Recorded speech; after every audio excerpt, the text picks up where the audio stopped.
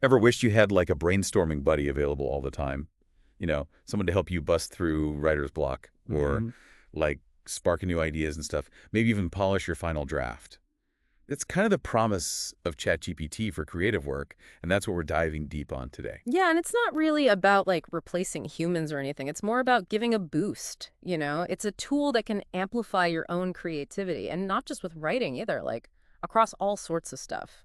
So we've got a great piece as our guide today, an excerpt from Elevating Creativity, Unlocking ChatGPT's Full Potential.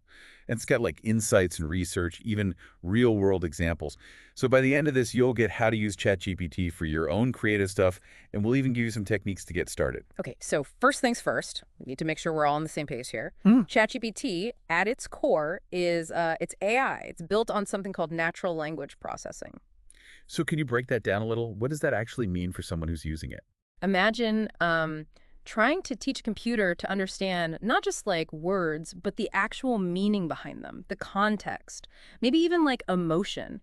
That's what natural language processing is. And that's how ChatGPT can like read and write and even talk in a way that feels really human.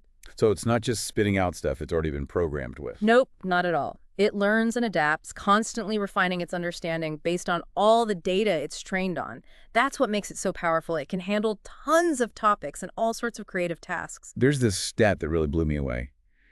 ChatGPT can improve the quality of writing by up to 25%. That's not just faster, it's straight up better. Think about all the time saved on edits. Yeah, absolutely. And that kind of leads into one of ChatGPT's most popular uses, helping writers with, writer's block. I mean, think about it. 70% of writers struggle with that at some point. ChatGPT can be that little push you need to get those creative juices flowing again. Oh, totally. I remember this one time I was working on a short story and like totally stuck on this one important scene. Having something like ChatGPT to bounce ideas off of or just to see it from another angle would have been huge. And it's not just about getting unstuck either. Like, using AI for brainstorming, that can lead to, on average, 10 new ideas per session. That's way better than staring at a blank page, waiting for inspiration. Oh, tell me about it. And speaking of speed, get this. Writers who use AI for their first drafts can cut their writing time by like 40%. That's massive. Think of what you could do with all that extra time. Finish that novel you've been thinking about. Start a whole new creative project. It's pretty exciting. Yeah, for sure. And it's not just for people writing solo either. Collaborative writing teams get a big productivity boost too, up to 30% when they use AI. So whether you're a novelist, a screenwriter, a blogger, or whatever, just imagine the possibilities. Getting your ideas out there faster with higher quality, that's a game changer. And that brings us to something pretty important, which is the relationship between human creativity and AI. It's always changing. And it's not about, AI taking over. It's about combining the best of both. I love that idea. It's like having a superpower for your creativity. You could say that. It's like a collaboration. And the cool thing is you can actually make the AI fit your own needs. Now that you mention it, I have heard a bit about that. Can you tell us more? Well, there are tools like custom GPTs, which let you make a version of ChatGPT that's like tailored to your style and your requirements. And then you've got stuff like AI-powered design tools like Autodesk's Dreamcatcher, which can generate designs based on the parameters you give it. Wait, hold on. AI can compose music too. Oh, absolutely. There are tools like OpenAI's MuseNet, which can create a 4-minute musical piece. Yeah. With 10 different instruments, it's really wild. Okay, now I'm really curious. How do we tap into all this creative potential? What are the techniques and tools that we can use to get the most out of ChatGPT? One of the keys is something called prompt engineering, which basically is all about how you craft the instructions you give to ChatGPT to get the results you want.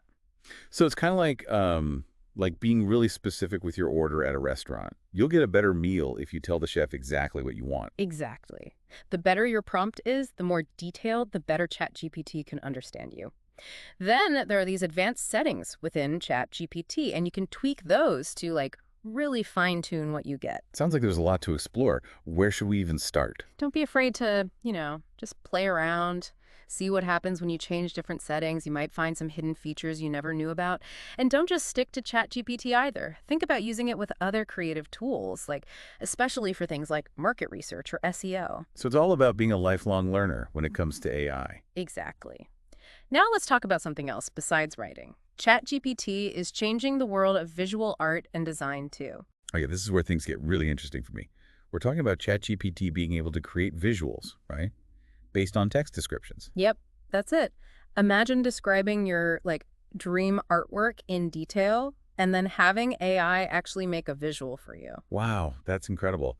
What are some of the benefits of using AI that way?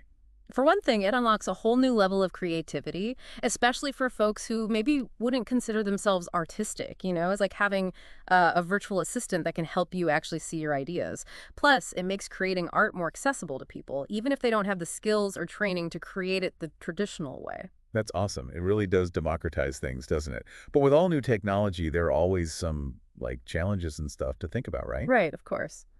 And that leads us to the next part of our deep dive. We're going to look at some of the potential downsides of AI-generated content and how to use it all responsibly.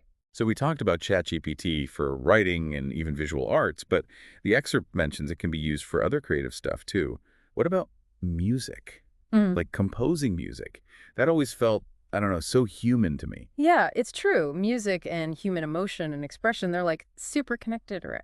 But AI is starting to do some really cool stuff there too. Remember those AI music tools we talked about? They're not just spitting out random notes. They actually analyze huge amounts of existing music to understand patterns and harmonies and different styles and all that. So you're saying AI could actually compose like a whole symphony. Well, we're not quite there yet, but there are AI tools that can create entire pieces of music in all sorts of genres. Take Jukebox, for example. It's Yeah. been trained on, gosh, a massive library of songs, and it can make music that's surprisingly good. It even gets stuck in your head sometimes. No kidding. That's kind of crazy. Yeah. Makes you wonder what's going to happen to musicians. Are they going to end up collaborating with AI or competing with it? That's a big question a lot of people are asking. Some see AI as a threat, others as an opportunity. I think we'll probably see some kind of hybrid thing, where musicians use AI as a tool to make their own stuff even better, to experiment with new sounds, maybe even to get past creative blocks. Speaking of blocks, I was reading that ChatGPT can help speed up the whole creative process. Yeah. Any specific examples of how that works? Oh, tons. One way is by giving ChatGPT very specific prompts to get past writer's block. Instead of just staring at a blank page, you can feed it a few sentences or ideas and then ask it to come up with possibilities. Dialogue for your characters, plot twists, all sorts of stuff. So it's like a brainstorming partner that's always there and full of ideas. Yeah, exactly. And it's not just about brand new content. ChatGPT can also help you improve stuff you've already written. It can suggest better ways to say things or point out where your arguments could be, I don't know, stronger or more convincing. That's super helpful, especially for people who, tend to get stuck in their own heads when they're writing. Yeah. It's like having an editor on call 24/7. Totally. And speaking of editing, ChatGPT can really change the game for things like proofreading or fact-checking. It can find typos and grammar mistakes that you might miss, and it can even help you make sure your information is accurate, check your sources, things like that. Man, that would save so much time and energy. Yeah. You could focus on the creative side of things and let ChatGPT take care of the boring stuff. Hmm. So what about visual arts? How does ChatGPT speed things up there? One of the coolest things is how it can create those early sketches and mock-ups. Imagine you're an artist. You could describe a scene or a character to ChatGPT, and it could generate, I don't know, a bunch of different versions in different styles. That's amazing. It would save artists so much time, especially in those early stages. And it could even give them new ideas they hadn't thought of. Exactly.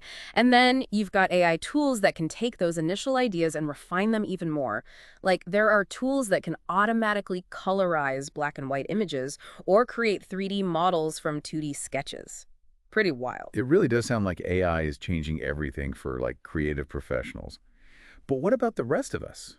Regular people who aren't artists or writers or musicians, can we still use ChatGPT? Oh, yeah, definitely. One of the best things about ChatGPT is how accessible it is. You don't have to be a tech expert or anything to use it. It's a great tool for anyone who wants to get in touch with their creative side or just have fun trying new things. Okay, so what are some fun and easy ways people can start using it in their everyday lives? Well, one thing you could try is using it to write a poem. Yeah. Or a short story. Just give it a starting point and see what it comes up with. It might surprise you. I like that. It's a fun way to get those creative juices flowing. What about something more, I don't know, practical? Oh, ChatGPT can help with practical stuff too. It can write personalized greeting cards or emails, come up with social media posts, even help you brainstorm gift ideas. It's really versatile. Those are great ideas. It really can be used for all sorts of stuff. But I'm guessing there's some things that, ChatGPT isn't so great at. Right, of course. Like anything, it has its limits. One thing to remember is that it's still, under development. So sometimes it can give you stuff that's a little weird or doesn't make sense. So it's important to use your own judgment. Don't just trust ChatGPT blindly. Yeah, that's key. And remember that, ChatGPT is a reflection of all the data it was trained on. So there could be some biases in there, just something to be aware of. Good point. Huh. We have to use it responsibly and thoughtfully, especially when it comes to creative expression. Now, I'm curious about, the future of ChatGPT and AI in general. What kind of cool stuff might we see in the coming years? Well, one exciting area is creating AI tools that are even more personalized and customizable. Imagine having a version of ChatGPT that's trained on your own writing style or your artistic preferences. The possibilities are endless. That would be amazing. It'll be like having a creative partner who knows you inside and out. What else? Another thing people are working on is making AI tools that can understand and respond to human emotions. Imagine creating music or art that actually evokes specific feelings. That would be something else. It's incredible to think about how far AI has come in such a short time. It really is. And it's definitely going to keep playing a huge role in creativity. So what does it all mean for the future of, creativity itself? Will AI end up taking over the jobs of artists and writers and musicians? I think that's a question everyone's asking. But honestly, I think it's more likely that AI will just change how creative work is done. Instead of, getting rid of it altogether, some tasks might become automated so that human creators can focus Really? on the higher level stuff, things that require real creativity, critical thinking, and emotional intelligence. So it's not necessarily a threat, it's more like a change. Yeah, exactly. And that change is going to bring both challenges and opportunities. We'll need to learn new skills and adapt as AI becomes more common in creative work, maybe specialize in certain areas, or learn how to work together with AI. Sounds like lifelong learning is going to be even more important in the age of AI. Absolutely. So And great it's not points. just about technical skills either. It's about developing our critical thinking skills, being aware of the ethical side of things, and being able to adapt to new situations. So adaptable, responsible, always learning. Those are some good principles to keep in mind as we move into this new world of AI. Couldn't have said it better myself. As we wrap up this part of our deep dive, what's the one thing you want our listeners to take away from all this? Well, I think the most important thing is to remember that AI is a tool, right? And it's up to us how we use it to make sure we're using it in a way that helps people and makes our creative potential even better. That's a great reminder. And as we, explore the world of creative AI, we have to do it with a sense of curiosity Mm. and responsibility and be open to the unknown. It really feels like we're, the start of something brand new with creativity. But I gotta be honest, I still have some questions. We've been talking about AI as a tool, but even the best tools can be misused, right? Mm. As AI becomes a bigger part of the creative process, what are some of the downsides we should be thinking about? You're definitely right to be asking that. One of the biggest things people worry about is the potential for AI to be used to create content that's misleading or even harmful. Like a deep fakes are a good example. Those videos where it looks like someone's saying or doing stuff they never actually did, that's all AI. I've seen this. They're crazy convincing. It's kind of scary to think about that technology being used to spread lies or ruin someone's reputation. Oh, for sure. It's a serious thing. And it shows just how important it is to be, critical. When we see stuff online or on TV, we need to get better at figuring out what's real and what's AI generated.